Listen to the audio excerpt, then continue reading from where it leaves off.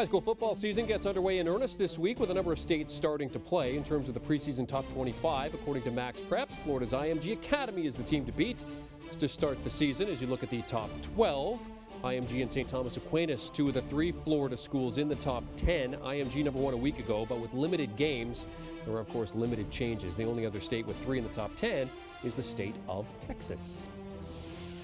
Let's now get more on the high school rankings and get a peek at a few games this week with MaxPreps editor Zack Poff. Zack, one of the teams you wanted to touch on is in the top 5, number 4, St. Joseph's Prep.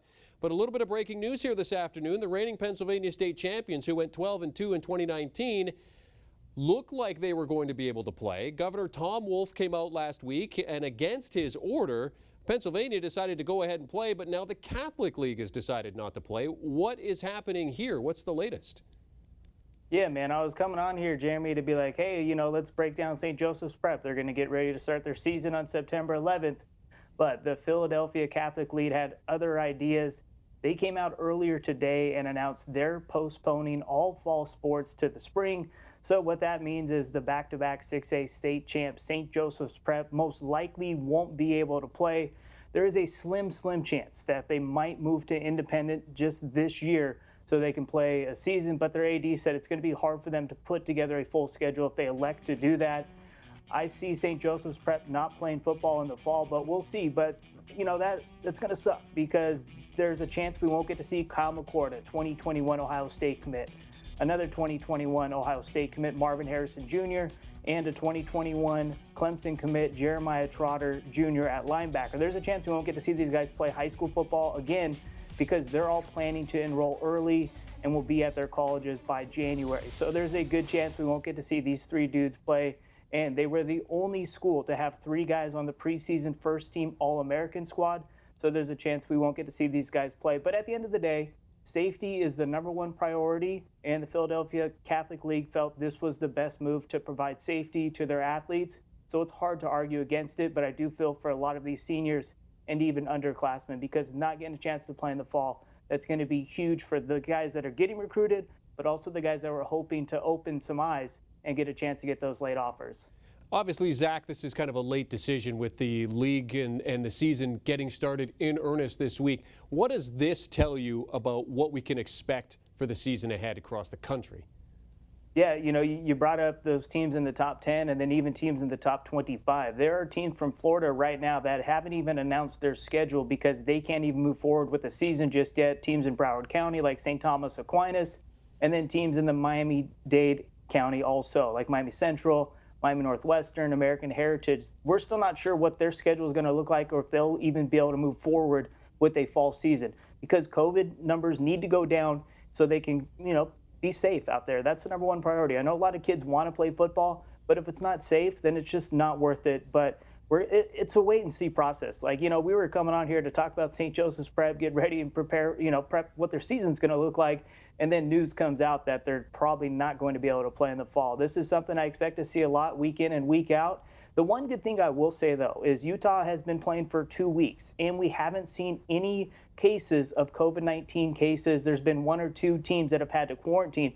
But outside of that, numbers have been low. We saw Alabama start last week, Tennessee, Indiana. So this will be something to keep our eye on to see how it goes because there is a good chance that we will get to see some states get to play an entire fall season without having to move to the spring. So it's funny, man. It's just different in every single state. So it's crazy.